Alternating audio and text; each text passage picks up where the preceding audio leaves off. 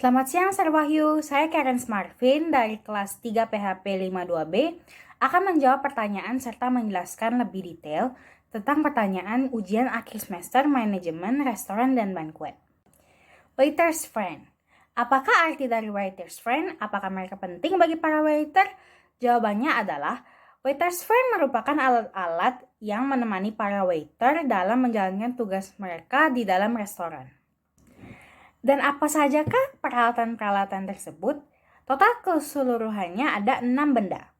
Pertama ada service napkin atau kain serbet. Kain ini digunakan saat waiter akan melayani tamu. Napkin biasanya diposisikan di pergelangan sebelah kiri. Biasanya kain ini akan digunakan saat waiter akan menuangkan minuman atau wine dan juga saat mengantarkan makanan.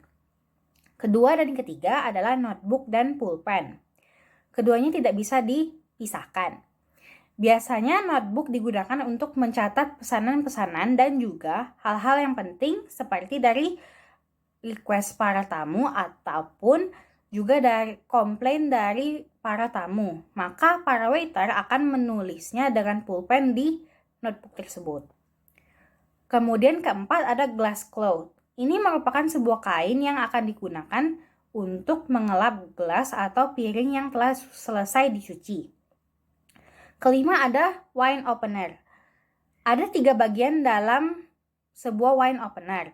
Mereka berfungsi membuka botol wine, baik dari membuka petutupan wine yang terbuat dari kayu, membuka minuman soft drink atau bir, dan bagian yang untuk membuka segel wine. Ada thicker screw, bottle opener, dan serrated knife. Keenam ada korek api.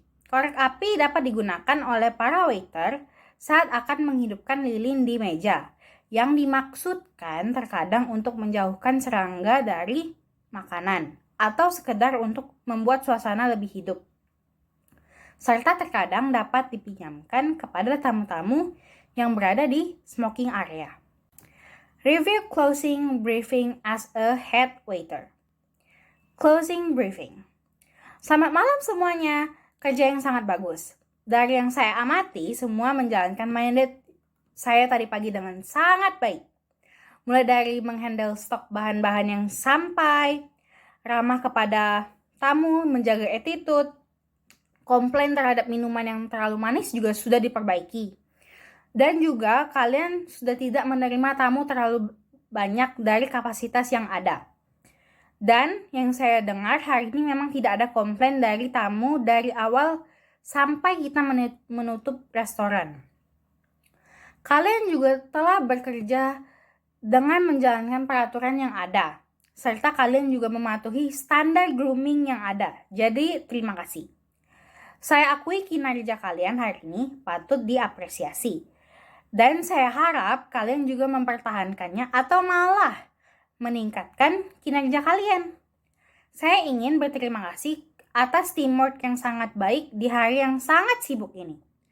Mulai dari para waiters, para barista, para steward, dan juga para chef. Restoran sesungguhnya tidak akan berjalan smooth tanpa kalian. Baiklah, sekarang waktunya kalian pulang dan beristirahat. Kembali bekerja lagi besok. Selamat malam dan selamat beristirahat. Perbedaan antara pelayanan elaborate, French, dan American cover. Perbedaannya adalah jika American cover atau service, mereka menyajikan makanan yang sudah siap saji atau ready on plate langsung ditaruh di meja. Perbedaannya dengan elaborate menggunakan sebuah troli untuk membawa makanan tersebut dan kemudian baru disajikan di meja.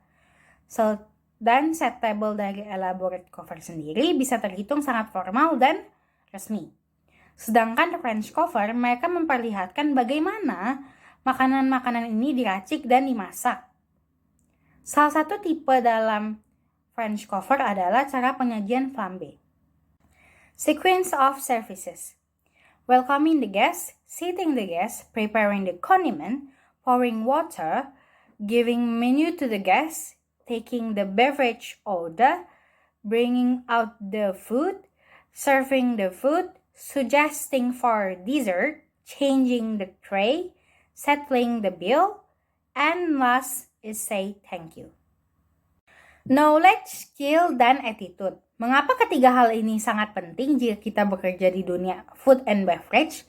Jawabannya adalah jika seseorang yang bekerja di dunia F&B tidak memiliki knowledge tentang makanan-makanan, tentu mereka tidak dapat mengolah makanan-makanan dengan baik. Yang tentunya ini berhubungan dengan knowledge. Kita harus memperbanyak pengetahuan, maka kita akan menguasai skill memasak dan skill yang lain dengan mudah.